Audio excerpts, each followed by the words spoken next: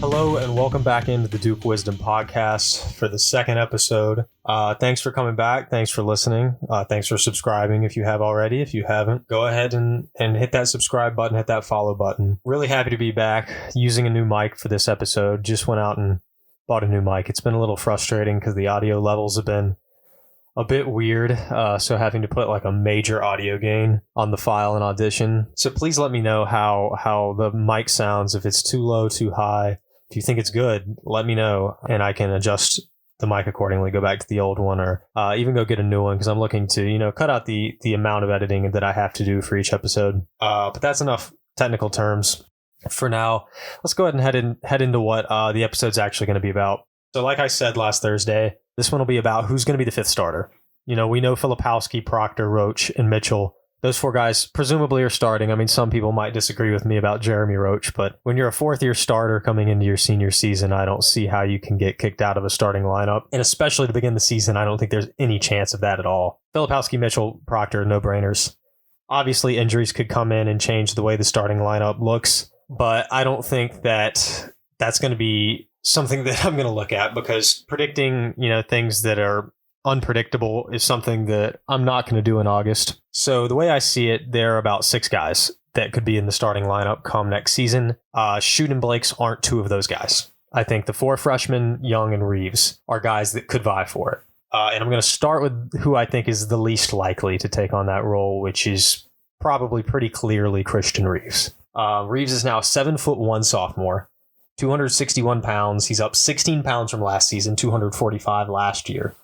He's a really, really solid shot blocker. And I talked last week about how frame-wise, if you want a center that's like a true center, lanky center that fits kind of that Derek Lively, Mark Mitchell role, that kind of mold, if you're looking for that, Christian Reeves is your guy. But in terms of is he there yet, I don't know if he's there yet. I'm sure that he's taken a leap, and I hope that leap has been a rather large one. I think that later on in his career, Reeves will be looking at really solid minutes. But right now, it's hard to say if he's there yet. I mean, last year at Countdown to Craziness, he looked really good. 11 points, I think like 3 blocks, something like that. He was really stellar, and a big surprise that early that he was already good enough to do that early. Now, you can't take a whole lot of stock in what happens in the blue versus white game. I mean, it shows a little bit. I mean, it shows that he's capable of it.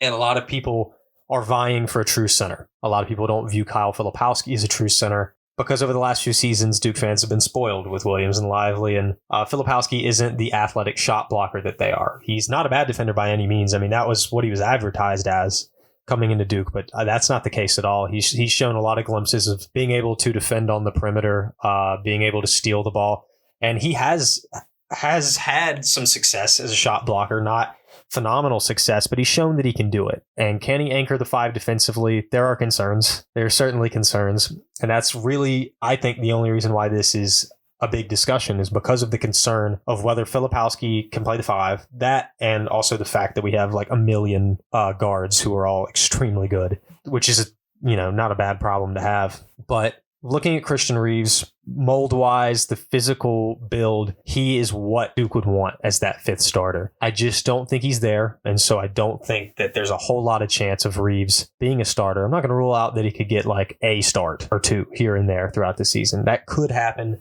I think he should see the floor, because I think he's one of 2 true bigs. I mean, I'll get into the next guy or one of the other guys in a little while. But Reeves is a guy who I want to see his minutes increase. I mean, I think there's a good chance that he absolutely never starts and doesn't even see that many more minutes. And I think that would be tragic, because I think a guy of his defensive ability and his body type should absolutely not be wasting away on the bench. But that brings me to another big man, one of the other true big men on the bench, and that's 5th-year senior Rec League Ryan Young. I think there is a really solid chance that Ryan Young is the 5th starter to begin the season. I think John Scheyer will reward the veteran, the familiar face. There's 5 main returners who played consistent, solid rotational minutes last season.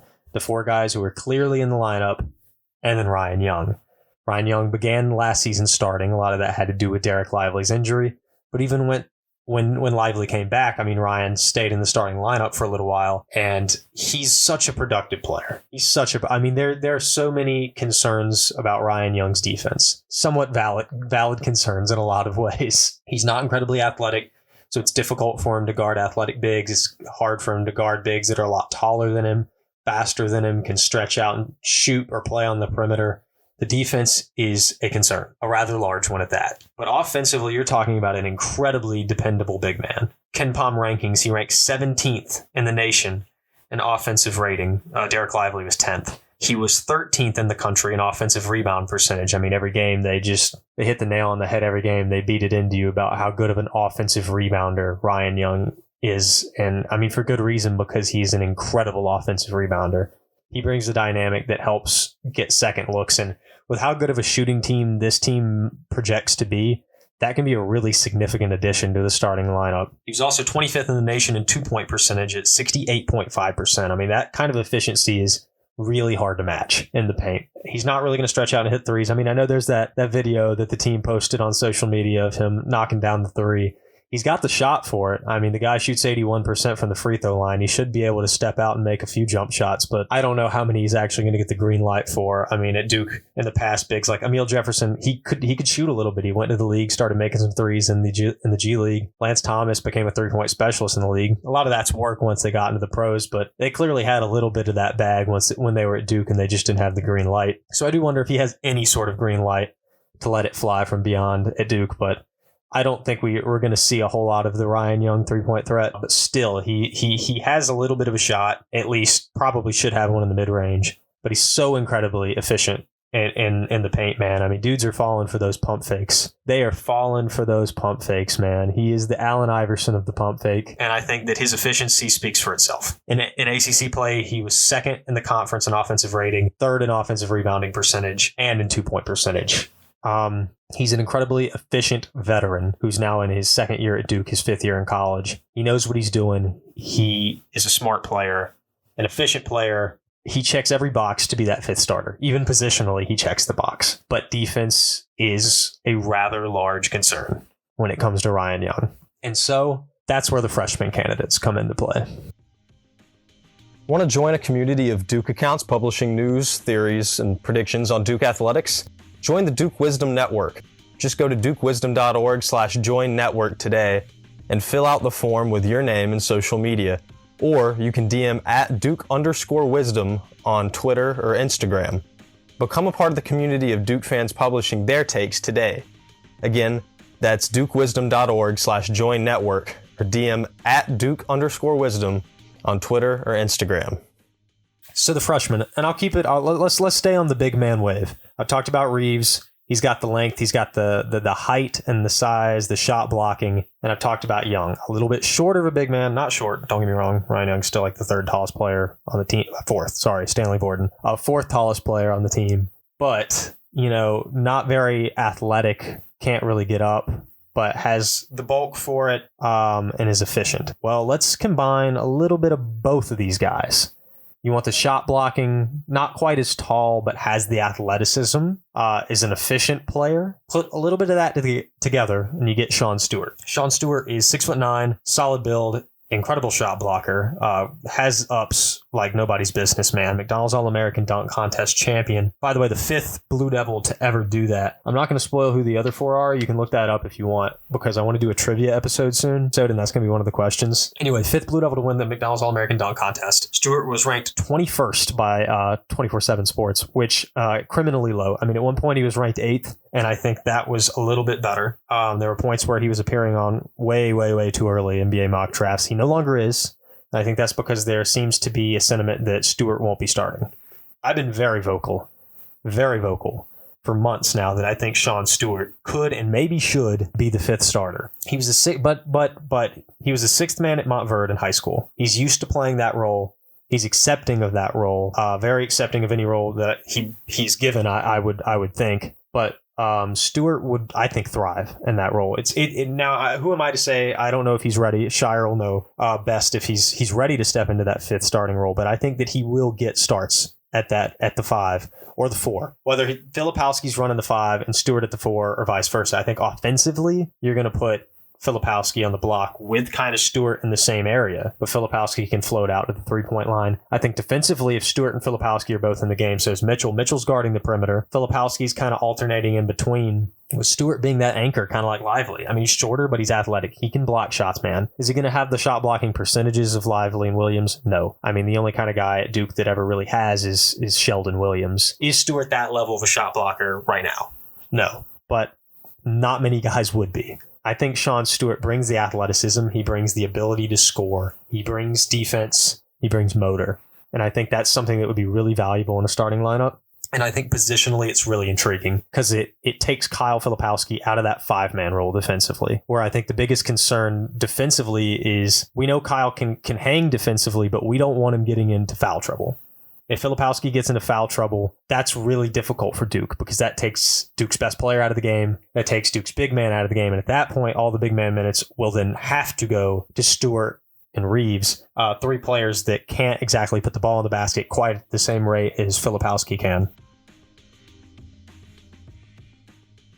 So if you're putting a big with Filipowski, it's probably going to be best to be Sean Stewart. He's got the athleticism paired with the ability to score, but specifically take defensive pressure off Kyle. So that kind of takes us out of the big man territory. Went over Reeves, Young, and Stewart. And I think that Reeves most likely not going to get a start, but an increase in minutes. Ryan Young, a starter to begin the season. Minutes will likely decrease as the season goes on, a lot like they did this past season. By the end of the year, he was seeing anywhere from usually about 10 to 15 minutes a game. I would imagine that's where he'll end up at the end of next season as well. And then Stewart, who I think is the perfect match with Filipowski if Scheyer wants to vie for a 2 big man lineup. I think in all likelihood, a lot of games won't see a 2 big man starting 5. And that's where we go into the final 3 freshmen here. So let's start with the forward pick in TJ Power. TJ Power, 6'9", number 16 player in the class by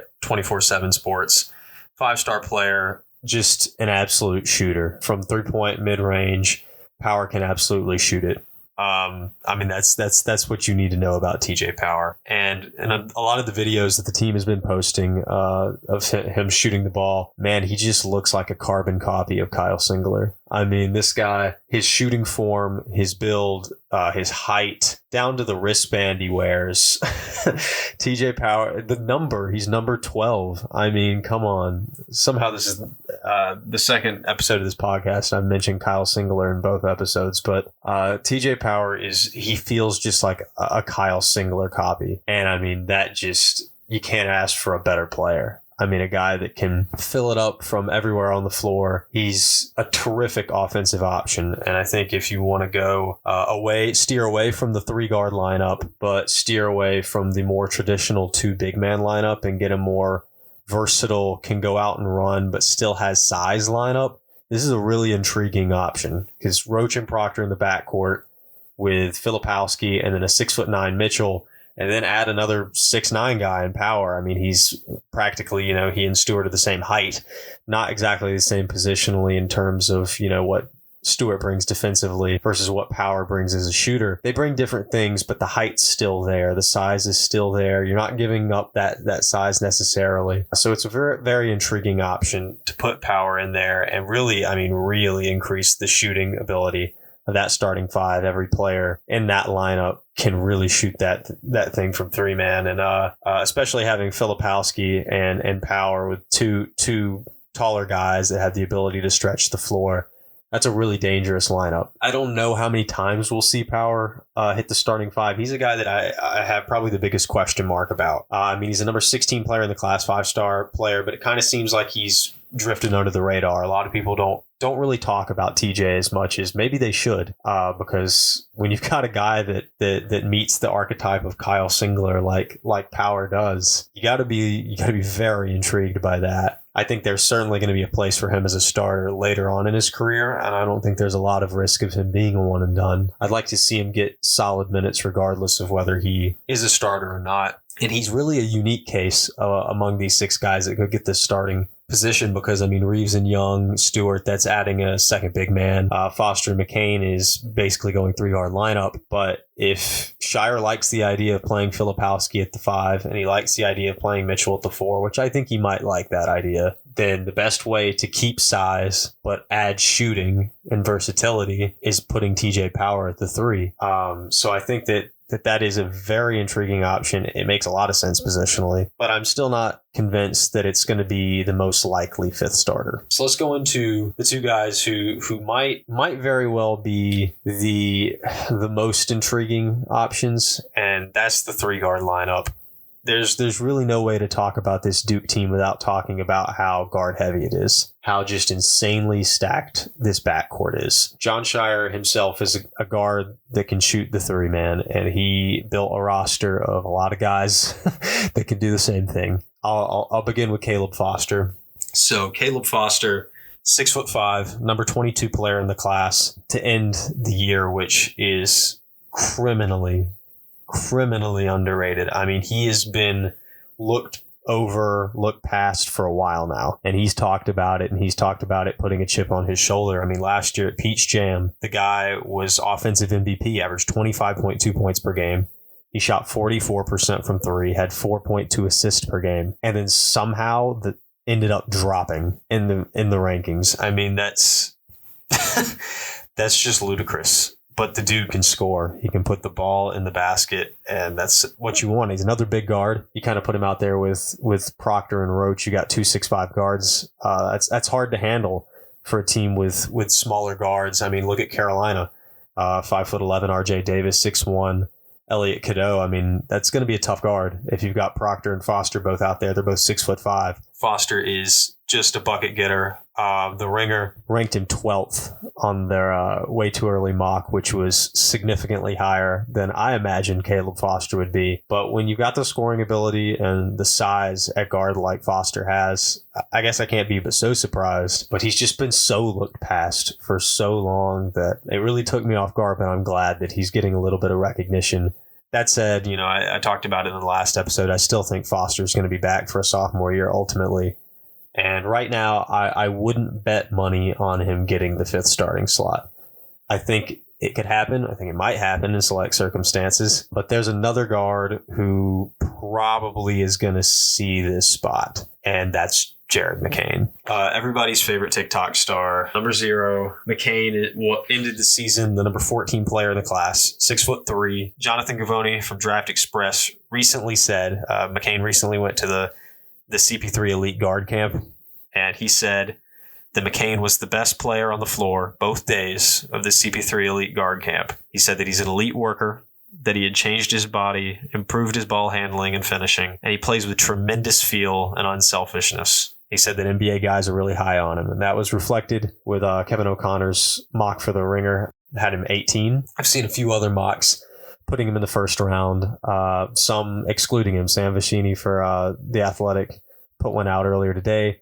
He did not have McCain in there, and I think that I'm going back and forth. I'll have to see how it actually plays out during the season about whether Duke will retain both Foster and McCain for their sophomore years or not, but that's irrelevant to this discussion. I think McCain, of all the players that aren't those 4 main starters that are probably guaranteed, McCain is most likely the best player. Scheyer has talked about his work ethic. He's first one in the gym every morning, usually the last to leave. He's there at 6 a.m. every morning. This is a guy that is going to be one of the best shooters Duke's seen in a while. The McDonald's All-American 3-point champion with just a ballistic round. I mean, dude was hitting everything. He's got a beautiful release. Very strong guard, can defend. Oh, by the way, I talked about the amount of dunk champions in McDonald's contest. For a trivia question, there were 5 of those. There's actually 11 3-point champions, so that one would be a tougher name. But McCain, the 11th 3-point champion for the McDonald's All-American history from Duke. But like I was saying, he can defend. He's got the strength to defend. He can shoot. He can pass. Just a terrific guard. And I mean, if you're playing a team that doesn't have an incredible amount of wing size, I think a 3-guard lineup with Roach, Proctor, McCain is probably the right move because of the amount of shooting and speed that lineup has, and it still has the interior presence to be able to defend with Filipowski and Mitchell.